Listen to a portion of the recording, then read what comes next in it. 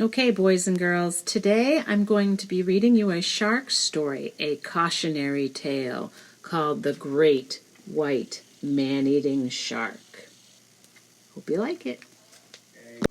The Great White Man-Eating Shark, a Cautionary Tale by Margaret Mahy. Pictures by Jonathan Allen.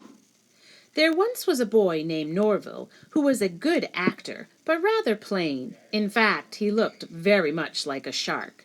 He had small, sharkish eyes, a pointed, sharkish head, and sharp, sharkish teeth.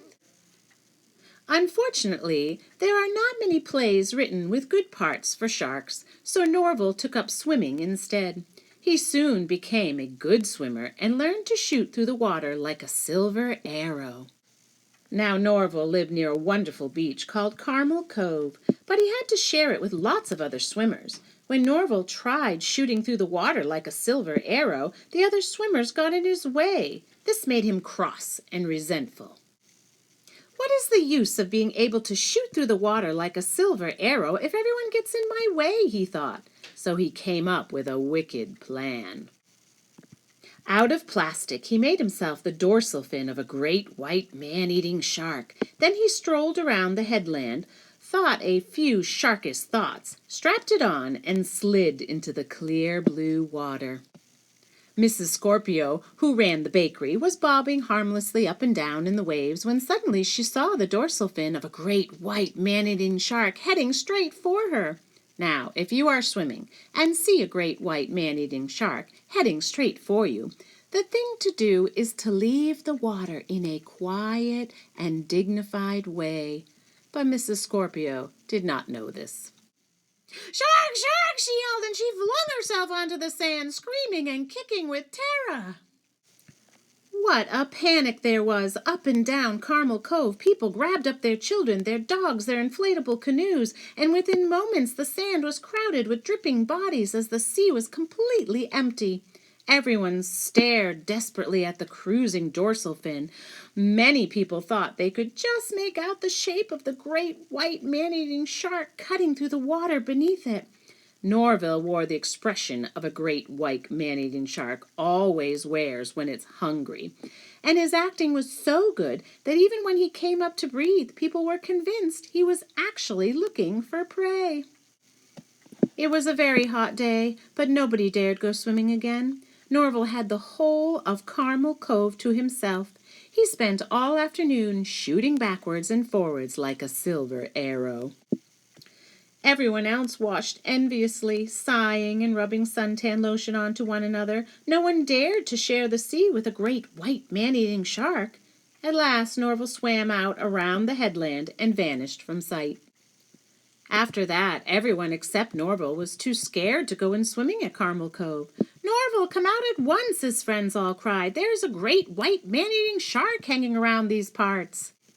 Norval laughed. "Nonsense," he said. "It's probably only a whale shark or even a basking shark, and they're vegetarians, you know." Norval had the entire beach to himself for 3 whole days. However, some few brave people, tired of seeing Norval shooting to and fro like a silver arrow, started swimming again. Others joined them, and soon everyone was splashing around happily once more, enjoying the swimming and the summer. But Norval had grown used to having the beach to himself. He strolled around the headland and put on his dorsal fin and swam back into Carmel Cove. Mr. Dorsey, the plumber, was showing his little boy Courtney how to stand on his head in the water, something a plumber sometimes had to do. Suddenly he found himself nose to nose with Norval. He did not recognize Norval, of course. He thought he was nose to nose with a great white man-eating shark.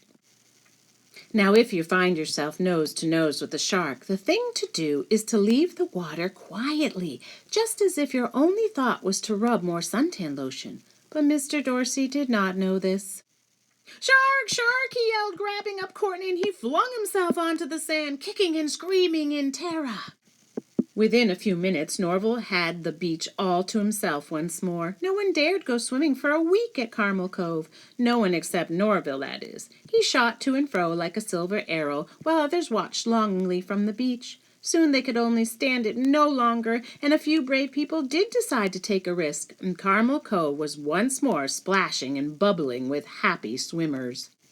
Norval, however, was becoming greedy. He wanted Carmel Cove all to himself, all the time. So he strolled around the headland and put on his dorsal fin once more. Then he swam back to Carmel Cove, laughing to himself as he thought of all the terror he was going to cause.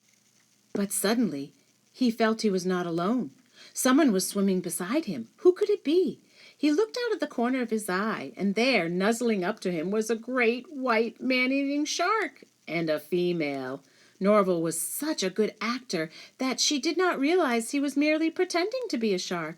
She gave him a very loving glance. "You are the shark of my dreams," she said. "Marry me at once, or I shall lose my temper and bite you."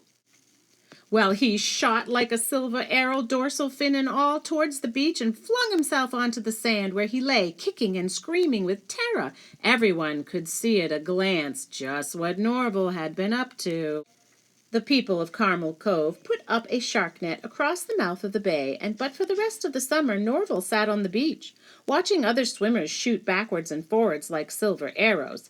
He had had such a terrible shock that, shark net or not, he was too frightened to go swimming for a long, long time.